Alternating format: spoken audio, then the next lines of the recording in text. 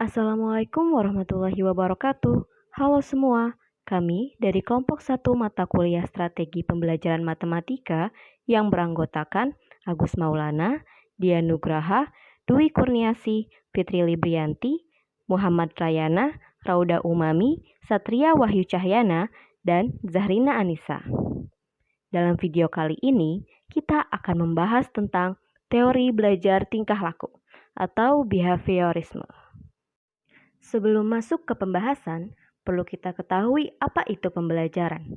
Dalam Undang-Undang Nomor 20 Tahun 2003 tentang Sistem Pendidikan Nasional Pasal 1/20 disebutkan bahwa pembelajaran adalah proses interaksi peserta didik dengan pendidik dan sumber belajar pada suatu lingkungan belajar. Dalam proses pembelajaran, diperlukan prinsip yang saling berkaitan dengan peristiwa belajar yang disebut teori belajar. Ada beberapa macam teori belajar, antara lain teori behaviorisme, teori kognitif, teori humanisme, dan teori konstruktivisme. Lalu, mengapa kita sebagai calon pendidik penting untuk mempelajari teori belajar? Karena dengan mengetahui teori belajar, pendidik dapat melaksanakan pembelajaran dengan baik sesuai situasi dan kondisi yang terjadi. Akan tetapi, pada kesempatan ini kita akan fokus membahas mengenai teori belajar tingkah laku atau behaviorisme. Teori belajar tingkah laku atau behaviorisme didasarkan pada perubahan tingkah laku peserta didik karena adanya interaksi antara stimulus dan respons. Tujuan belajar dalam behaviorisme yaitu untuk menggantikan tingkah laku yang lama dengan tingkah laku yang baru. Teori ini mengutamakan pengukuran yang dapat menilai apakah ada perubahan tingkah laku atau tidak pada individu. Selain itu, faktor penting dalam behaviorisme adalah penguatan positif atau penguatan negatif yang dapat memperkuat respons atau tingkah laku dari individu tersebut. Berikut merupakan beberapa tokoh pemikir dari teori belajar behaviorisme. Yang pertama yaitu Edward Lee Thorndike. Menurut Thorndike, belajar merupakan proses interaksi antara stimulus dan respons yang masing-masing bisa berupa pikiran, perasaan, atau gerakan. Teori belajar yang dikemukakan oleh Thorndike disebut dengan teori belajar koneksionisme atau asosiasi. Thorndike mengemukakan bahwa terjadinya asosiasi antara stimulus respons mengikuti 3 hukum, yang diantaranya yaitu hukum kesiapan, hukum latihan, dan hukum akibat. Yang kedua, John Brodus Watson.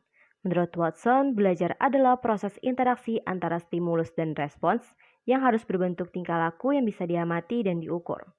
Teori behaviorisme menerapkan prinsip penguatan stimulus respons, di mana perilaku yang terbentuk melalui ikatan stimulus respons semakin kuat jika diberi penguatan positif atau negatif.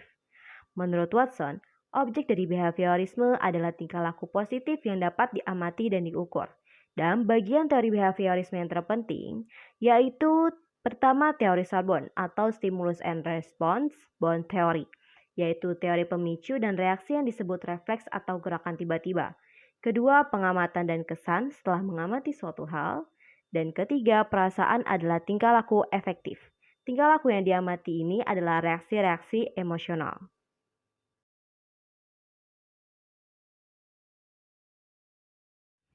Yang ketiga yaitu Bruce Frederick Skinner. Operant conditioning merupakan teori ternama dari Skinner. Teori operant conditioning memiliki komponen rangsangan atau stimulus, respons, dan konsekuensi. Konsekuensi-konsekuensi inilah yang nantinya akan memunculkan perilaku. Melalui beberapa eksperimen yang telah dilakukan Skinner, dihasilkan hukum-hukum belajar sebagai berikut. Pertama, law of operant conditioning, yaitu jika timbulnya perilaku diiringi dengan stimulus penguat, maka kekuatan perilaku tersebut akan meningkat. Kedua, law of operant extinction, yaitu jika timbulnya perilaku telah diperkuat melalui proses pengkondisian, tidak diiringi stimulus penguat, maka kekuatan perilaku tersebut akan menurun atau bahkan menghilang. Skinner mendefinisikan manajemen kelas sebagai usaha untuk memodifikasi perilaku antara lain melalui proses penguatan atau reinforcement. Sehingga operant conditioning atau pengkondisian operand adalah suatu proses penguatan baik positif maupun negatif yang dapat mengakibatkan perilaku tersebut terulang kembali atau menghilang sesuai dengan keinginan.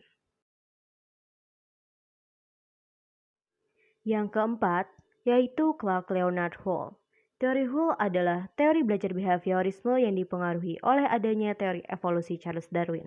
Bagi Hall, seluruh fungsi tingkah laku itu berfungsi supaya kelangsungan hidup tetap terjaga.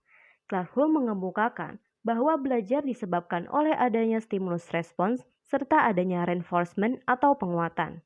Melalui teorinya, ia juga mengatakan bahwa dalam diri seseorang yang belajar perlu adanya motif, tujuan, maksud, aspirasi, dan ambisi sebelum suatu respon bisa diperkuat atas dasar pengurangan kebutuhan.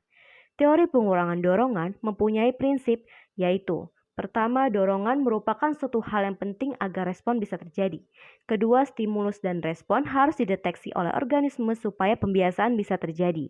Ketiga, respon harus terjadi secara sengaja supaya terjadi pembiasaan. Keempat, pembiasaan terjadi apabila penguatan menjawab kebutuhan. Yang kelima, yaitu Edwin Day Guthrie. Teori Guthrie dikenal dengan hukum contiguity, yaitu gabungan stimulus respons yang disertai gerakan. Pada saat muncul gerakan, cenderung akan diikuti oleh gerakan yang sama. Menurut Guthrie, hubungan stimulus dan respons bersifat sementara. Oleh karena itu, peserta didik harus sering diberi stimulus agar hubungan stimulus dan respons menjadi kuat dan menetap. Guthrie juga setuju dengan adanya hukuman dalam belajar, karena hukuman yang diberikan pada waktu yang tepat akan mampu mengubah tingkah laku seseorang. Berikut beberapa prinsip dari teori kontiguitas, yaitu pertama, peserta didik harus melakukan sesuatu atau merespons sesuatu agar terjadi pembiasaan. Kedua, instruksi yang diberikan harus spesifik sehingga pembiasaan dapat terwujud. Ketiga, berbagai stimulus harus dirancang secara baik dan asosiasi akan menjadi kuat jika terjadi pengulangan. Teori belajar tingkah laku atau behaviorisme juga memiliki beberapa kelebihan dan kekurangan sebagai berikut. Kelebihannya yaitu, pertama, kompetensi atau bahan pelajaran disusun secara hierarki dari yang sederhana ke kompleks, dari yang mudah ke sulit. Kedua, pembelajaran berorientasi pada hasil yang dapat diukur dan diamati. Ketiga, memperoleh kemampuan yang membutuhkan praktik dan pembiasaan yang mengandung unsur kecepatan, spontanitas, serta refleksi dengan adanya pengulangan dan latihan. Keempat, melatih peserta didik yang masih membutuhkan dominasi peran orang dewasa, memiliki sifat dependen, suka mengulang dan meniru. Kelima, membiasakan guru untuk bersikap jeli dan peka terhadap situasi dan kondisi belajar.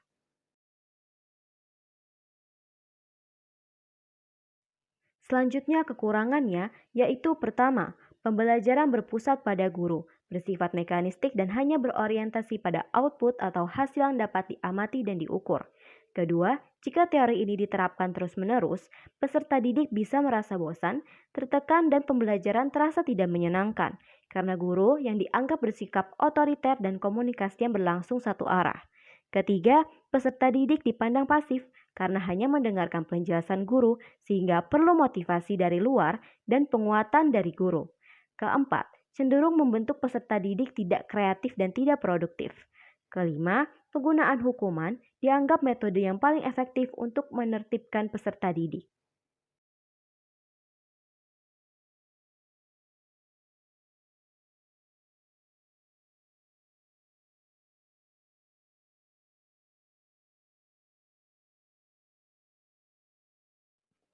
Lalu, bagaimanakah implikasi teori belajar tingkah laku dalam pembelajaran secara umum? Ada beberapa hal inti yang harus diperhatikan oleh pendidik dalam implikasi teori belajar tingkah laku ini.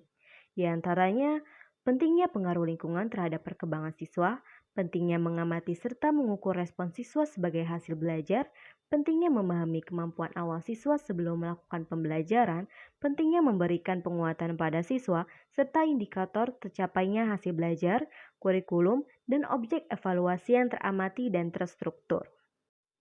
Dalam konteks yang lebih sempit, penerapan teori belajar tingkah laku bisa sangat bervariatif, seperti penerapannya dalam pembelajaran matematika. Teori belajar tingkah laku dipengaruhi oleh tujuan pembelajaran, materi pembelajaran, karakteristik siswa, media pembelajaran, dan fasilitas pembelajaran yang tersedia. Pendidik harus mampu memastikan kesiapan belajar siswa, memberikan pembelajaran yang kontinu, memberikan pelatihan serta pengulangan materi, dan memberikan penguatan berupa apresiasi ataupun koreksi. Simpulkan dari pemaparan sebelumnya mengenai teori belajar tingkah laku. Teori belajar tingkah laku merupakan teori yang berfokus pada perubahan tingkah laku siswa dikarenakan adanya interaksi antara stimulus dan respons. Meski prinsipnya bervariasi tergantung pada tokoh-tokoh pemikirnya, teori ini menekankan pada interaksi stimulus dan respons. Kelebihannya adalah pendidik bisa lebih objektif dan terfokus pada hasil belajar siswa, dan siswa banyak melakukan pembiasaan. Namun kekurangannya adalah pembelajaran menjadi terpusat pada pendidik dan akibatnya siswa pun menjadi pasif.